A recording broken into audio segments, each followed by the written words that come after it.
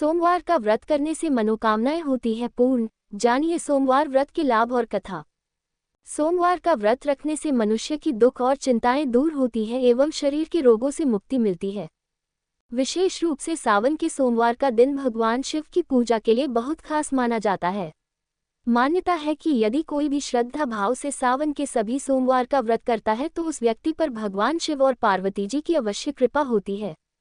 सोमवार व्रत के लाभ। सोमवार का व्रत रखने से मनुष्य की दुख और चिंताएं दूर होती है एवं शरीर के रोगों से मुक्ति मिलती है। इसके अलावा इस व्रत को करने से कुंडली में चंद्र ग्रह की स्थिति मजबूत होती है। कुंवारी लड़कियां द्वारा इस व्रत को करने से उनको मनोकूल जीवन साथी मिलता है, वहीं सुहागन महिलाओं का सौभाग्य अखंड रहता है, घर में सुख शांति बनी रहती है। सोमवार व्रत कथा। प्राचीन समय में एक नगर में बड़ा धनवान साहूकार रहा करता था, लेकिन वह साहूकार निसंतान था।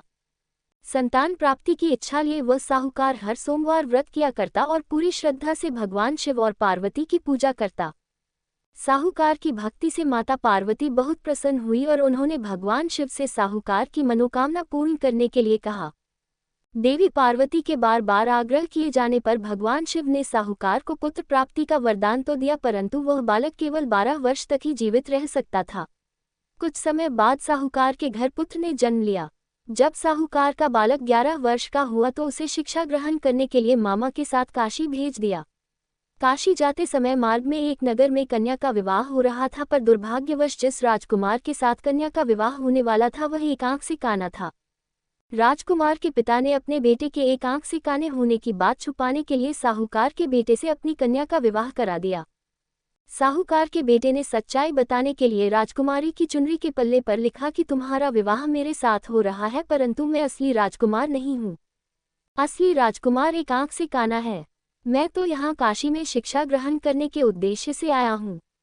जब राजकुमारी को सारी बात पता चली तो उसने अपने माता पिता को सब बात बताई।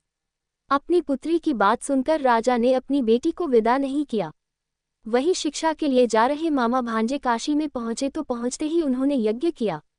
जिस दिन यज्ञ था उसी दिन लड़के की आयु 12 वर्ष होनी थी। इस पर लड़के ने अपने मामा से कहा कि वह स्वस्थ महसूस नहीं कर रहा है। मामा ने भांजे को जाकर सोने के लिए कहा। भगवान शिव के वरदान के अनुसार सोते ही बालक के प्राण निकल गए। मामा ने मृत भांजे को देखकर विलाप करना शुरू कर दिया। संयोग की बात थी कि उस समय शिव जी और पार्वती जी वहां से गुजर रहे थे। निकट जाकर देखा तो भगवान शिव और पार्वती जी को मालूम हुआ कि यह तो वही साहूकार का पुत्र है जिसे केवल 12 वर्ष तक जीवित रहने के वरदान दिया था। माता पार्वती भाव विभोर हो उठी और उन्होंने भगवान शिव से आग्रह किया कि हे प्रभु, आप इसे और आयु प्रदान करें, नहीं तो इसके माता पिता इसके जाने के वियोग सहन नहीं कर पाएंगे। भगवान शिव ने साहूकार के बेटे को जीवनदान दे दिया। शिक्षा समाप्त कर जब मामा भांजे घर की ओर निकले तो सबसे पहले वे इस नगर में पहुंचे जहां उस लड़के का विवाह हुआ था। वहां पहुंचकर उन्होंने यज्ञ का आयोजन किया तो राजकुमारी के पिता उस लड़के की पहचान गए और उन्होंने अपनी पुत्री को उसके साथ विदा कर दिया। तीनों लोग खुशी खुशी अपने घर पहुंच गए। उसी रात्रि को साहूकार के सपने में भगवान शिव ने आकर कहा कि हे श्रेष्ठी, मैंने तेरे सोमवार के व्रत और सच्ची श्रद्धा से प्रसन्न होकर तेरे पुत्र को लंबी आयु प्रदान की है। इस तरह जो भी भक्तजन सोमवार का व्रत करेगा और पार्वती संग मेरी पूजा करेगा उसकी सभी मनोकामना पूर्ण होंगी।